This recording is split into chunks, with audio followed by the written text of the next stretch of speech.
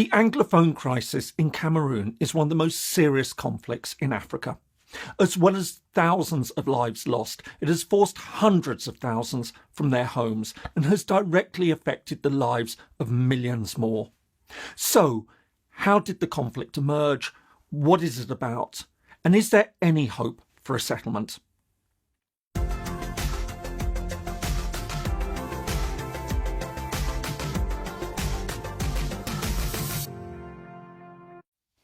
Hello and welcome. If you're new to the channel, my name is James Ker-Lindsay, and here I take an informed look at international relations, conflict and the origins of countries. One of the recurring themes of this channel is how borders drawn during colonial times and decisions taken at the point of decolonisation have had lasting effects in many parts of the world. Nowhere is this more the case than in Africa. Some notable examples I've already covered include Somaliland, Western Togoland, Eritrea and Biafra. However, one of the most significant current examples of a conflict that emanates from the legacy of colonialism is the Anglophone crisis, or the Anglophone Problem as it's sometimes called, in Cameroon. Since 2017, fighting between English-speaking pro-independence armed groups in the west of the country and the French-speaking central government has become steadily more violent. So, what is the Anglophone crisis in Cameroon? Cameroon lies in West Africa. At 475,000 square kilometres or 180,000 square miles, it's the 53rd largest of the 193 members of the United Nations. According to latest estimates, its population currently stands at around 26 million. This is made up of a number of different ethnic groups with an estimated 24 languages spoken in the country. However, the two official languages are French and English, and this is where the main divide has emerged. While the vast majority speak French as their main language, it's estimated that around 20% of the population are primarily English speakers. The story really starts in the 19th century and the scramble for Africa. Alongside French, British and Belgian colonial expansion, Germany also sought to carve out its own imperial holdings. The most significant of these was the territory of Cameroon, an area that comprised what is now Cameroon, as well as parts of the Central African Republic, Chad, Congo, Gabon and Nigeria. In 1884, German control over the area was confirmed at the Berlin Conference, which formally demarcated the boundaries of European colonial influence in Africa. However, Germany's control over Cameroon came to an end 30 years later during the First World War, when Britain and France seized and divided the territory. While France took control of around 80% of the territory, Britain took control of the remaining 20%, which bordered the colony and protectorate of Nigeria, the largest British colonial holding in West Africa. In 1922, Britain's control over the British Cameroons was confirmed by the League of Nations. Administered from neighbouring Nigeria, the British Cameroons were in turn divided into two separate parts, the northern and southern Cameroons. As the process of decolonisation got underway at the end of the Second World War, the British and French Cameroons formally became UN Trust territories, and on the 1st of January 1960, the French Cameroons became independent as the Republic of Cameroon. This now left the question of what to do with the British Cameroons. Following several UN missions to the territory, the two parts were separately offered two options: join neighbouring Nigeria, which was preparing for independence, or unite with the Republic of Cameroon. Independence was not on the table. The referendums were held on the 11th of February 1960. The northern Cameroons, which were predominantly Muslim, opted by 60% to join neighbouring Nigeria. Despite objections from the Republic of Cameroon, which unsuccessfully referred the matter to the International Court of Justice, this took place on the 31st of May 1961, 4 months before Nigeria became independent. Meanwhile, in the south, 70% of voters opted to join the Republic of Cameroon.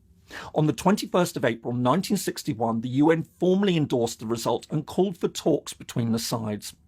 Following a process that's now contested by Anglophone Cameroonians, who argue that the results were never formally confirmed, it was determined that the two parts would unite as a federation. On the 1st of October 1961, the Southern Cameroons officially joined what now became the Federal Republic of Cameroon. As so often happens in similar cases, the relationship soon soured.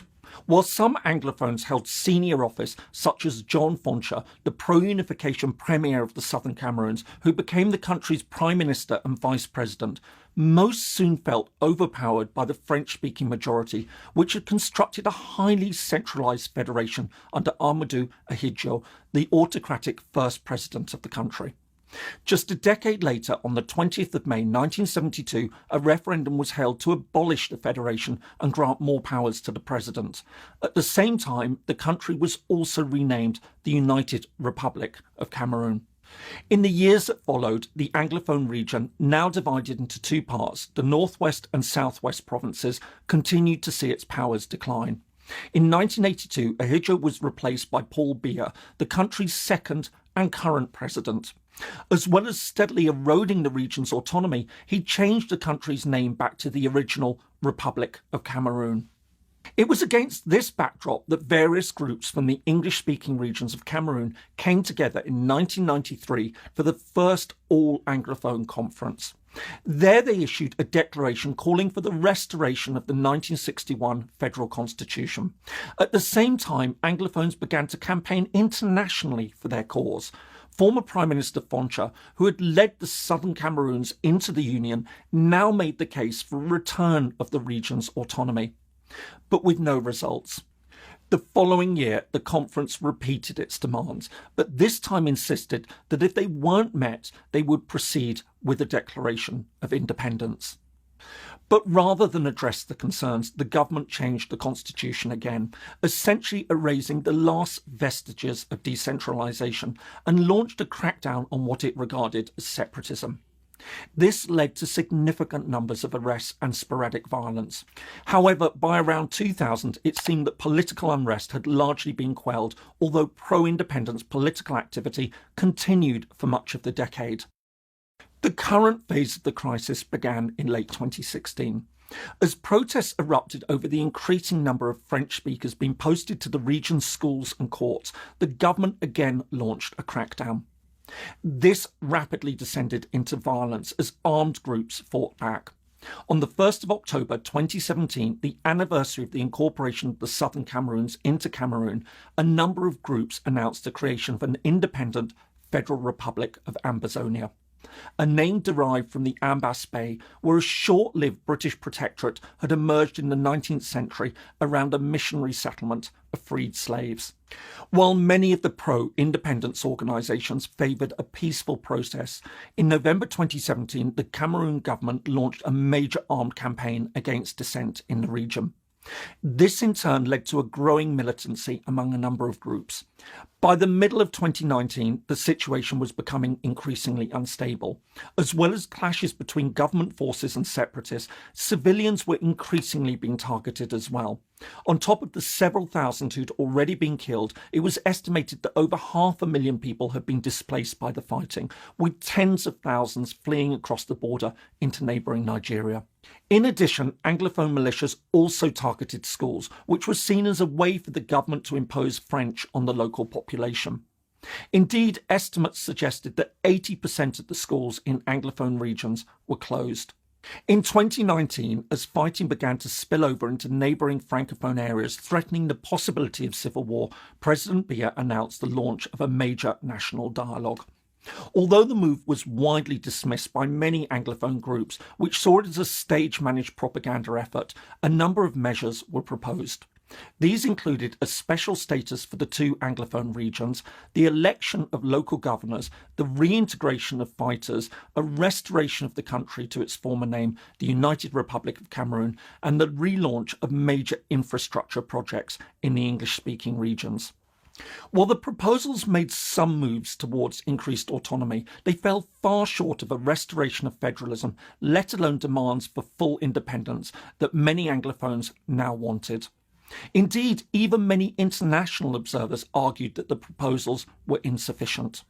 As the situation continued to deteriorate in 2020, it appeared that the government was starting to consider a political settlement. Although later denied by the government, reports emerged that secret ceasefire talks had been held in July with some of the most prominent jailed pro-independence figures. These included Julius Ayoktabe, who had been proclaimed as the first president of Ambazonia before being arrested and sentenced to life imprisonment by a military court for terrorism and secession. Since then, and despite growing international calls for dialogue and pressure from internal opposition groups for a peaceful settlement, there's been no let-up in the fighting. On the 24th of October 2020, armed fighters attacked a school, killing a number of children, an attack that was strongly condemned by the UN Secretary-General. More generally, there have also been growing claims of serious and systematic human rights abuses by both sides of the conflict. This includes kidnapping and the use of child soldiers by pro-independence militias and extrajudicial killings, torture and cruel and inhuman punishment by government forces. Meanwhile, the death toll, as well as the number of those displaced and more generally affected by the conflict, continues to grow. The Anglophone crisis in Cameroon is one of the most serious conflicts in Africa. Since 2017, it's led to many thousands of deaths, seen hundreds of thousands displaced, and led to severe disruption to the lives of millions of people. And yet, behind it lies an all too familiar story of colonisation and decolonisation that saw peoples with very different historical experience and subsequently imprinted with very different European cultural traditions, shoehorned within a single state that soon starts to break down as one group asserts its authority over another and abandons the political system created at independence.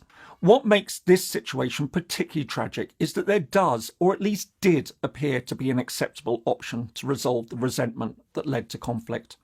A federal settlement guaranteeing extensive autonomy to the Anglophone community was the obvious solution, and a solution that many Anglophones seem willing to accept. However, as is so often the case in such situations, positions have now become polarised, fundamentally mistrusting the central government and now committed to the idea of independence. Many within the Anglophone community seem determined to press ahead with the hopes of realising an independent Ambazonia.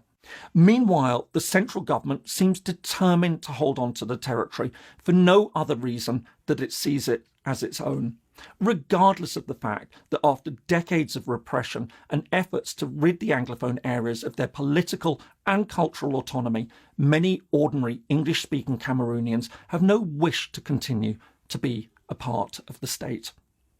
I hope you found that interesting. If so, here are some more videos that you might find useful. Thanks so much for watching, and see you in the next video.